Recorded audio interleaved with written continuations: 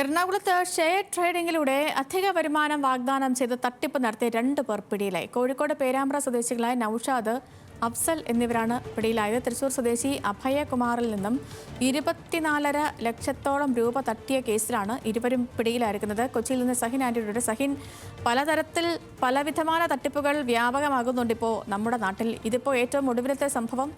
ഇതിപ്പോൾ ഈ 2 പേരും എവിടെ നിന്നാണ് പിടിയിലായത്? നേരത്തെ ഇതുമായി ബന്ധപ്പെട്ട പരാതികളൊക്കെ നൽകിയിരുന്നു. ഒന്നും രണ്ടും അല്ല, ഏറെക്കുറെ 25 ലക്ഷത്തോളം രൂപയാണ് തട്ടിയിരിക്കുന്നത്.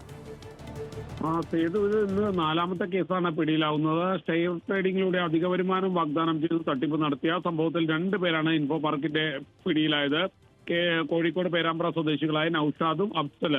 ഈ 2 പേരും തൃശൂർ സ്വദേശിയായ അഭയകുമാറിൽ നിന്നും 25 ലക്ഷം രൂപ തട്ടിയ കേസിലാണ് പിടിയിലായത്.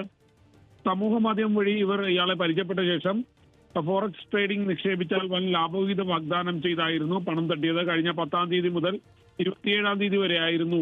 അത് 17 ദിവസം കൊണ്ടാണ് ഇത്രയധികം 25 ലക്ഷം രൂപ തട്ടിയെടുത്തത്. എന്തായാലും ഇവർ ലാഭവിഹിതം നൽകാതായതോടെ ഇയാൾ പോലീസിൽ പരാതി നൽകുകയായിരുന്നു. പോലീസ് ഇരുവരെയും അറസ്റ്റ് ചെയ്ത് കോടതിയിൽ ഹാജരാക്കി ചെയ്തു.